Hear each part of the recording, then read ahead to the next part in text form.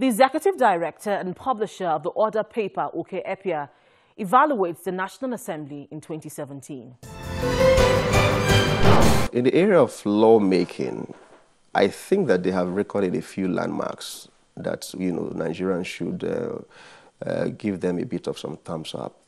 They have put themselves into the whole efforts to get the country working again economically with respect to recession. There have been bills and legislative instruments that have been focused on the economy. For instance, we have the amendment of the Public Procurement Act, the one that's made purchase or the patronage of made in Nigerian goods by MDA is a compulsory item. I think that's a wonderful piece of legislation, So in terms of lawmaking, there are a few, bubbles that we can look at and say, yes, we think that they have done well. In terms of representation, where the jury is out, Nigerians know that they have continued to hold on to the opinion that these lawmakers don't actually represent in terms of, bringing the benefits or dividends of democracy back to them, not in the sense of projects and deliverables like the executive arm does, but in their own little ways. I think that many people still think that they are falling short a lot. Of course, then with respect to investigations, again, we have seen a situation of a lot of motions and very little movements.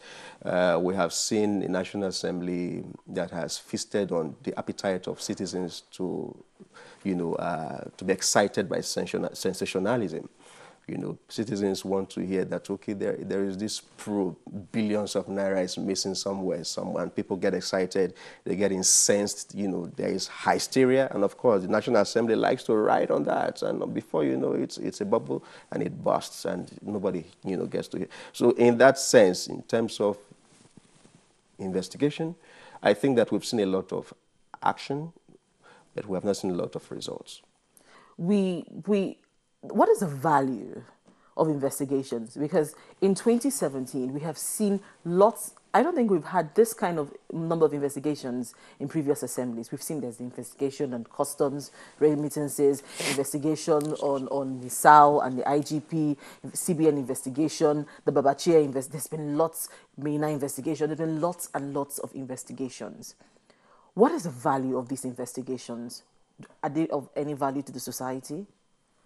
Again, it's a tricky question because if you ask about value, one may be tended to look at the value in terms of the costs, what all of these investigations have cost the public treasury.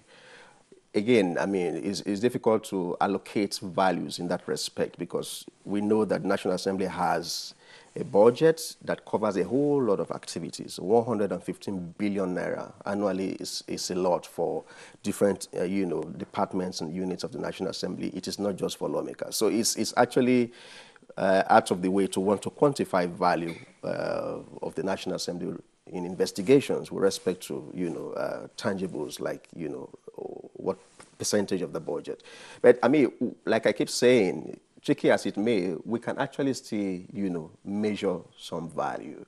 What has been the impact on the lives of citizens? These investigations, have they led to any change or changes in the way things have been done?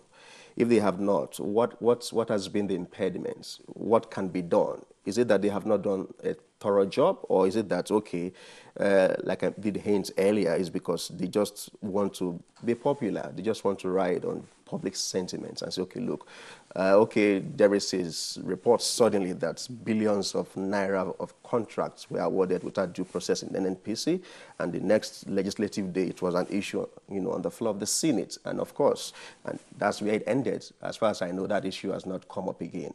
So all of these are issues that we can look at and say, look, yes, the National Assembly likes to ride on popularism and say, okay, look, we are representatives of the people. We want to ensure that our people get the best bits. Are they really getting it? Are they really seeing value in all of these investigations? If we are not, then we need to begin to ask questions. Another fundamental point this also raises is that maybe the committee system, the committee structure of the National Assembly needs to be reappraised, because these investigations usually come up. I think that it's also, it interrogates the efficacy, the efficiency, the productivity of standing committees. of the legislature. If standing committees do adequate and efficient oversight, I think that a lot of